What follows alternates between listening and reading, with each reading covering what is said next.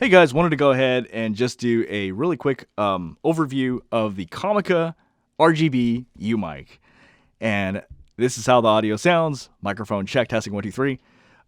So I bought this microphone with my own money because this microphone looks ridiculous. It's just like, it looks so freaking ridiculous. I've never seen a microphone that looks like this before.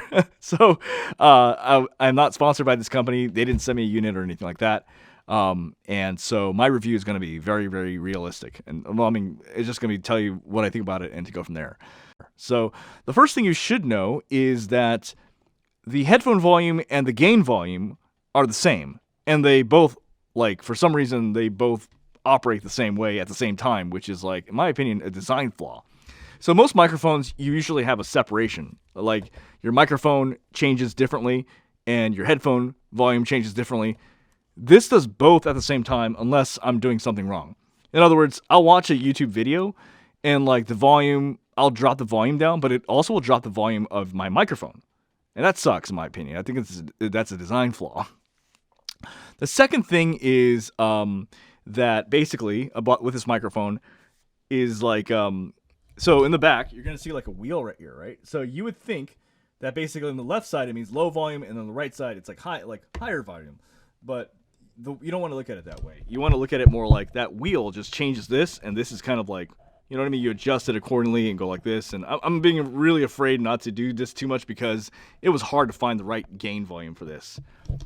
The other thing I want to mention about this microphone, which I think is kind of a flaw of this microphone, is that it's so hard to control. Like most microphones, you kind of, I would say, you know, it's just so hard to control in terms of volume and gain, right? So like, it's just like it immediately like it's so easy to clip with this microphone, and like even if you drop the volume down, right, it still will clip. Like, and that's really frustrating. And I think it's similar to what happened with the pseudo-tack microphones, where like they specifically designed the microphone so that when you you speak like further away from the microphone, but when you come up really close, it's more likely to clip.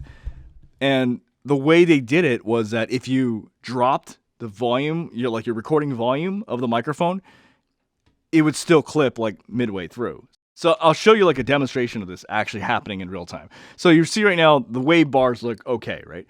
But like, what happens if I yell? Like if I'm really loud, you're gonna clip.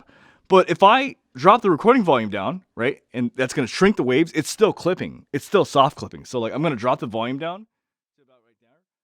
And even if I, like, right here, but look, that's clipping, right? I'm going to bring it back down. That, you see how that's a straight line right there? That's clipping. So your audio, even if you drop the recording volume down, if you do any sort of, like, loud takes, it's going to clip. So this microphone, you can't really use it for character work. You can't use it for any serious work. I mean, but the thing is, I don't even know if I would actually recommend this for streaming, because this actually changes your like hearing volume in your headphones and your gain volume at the same time. That's like so flawed. Like, I don't know why they would do that. Like, those should have been done separately.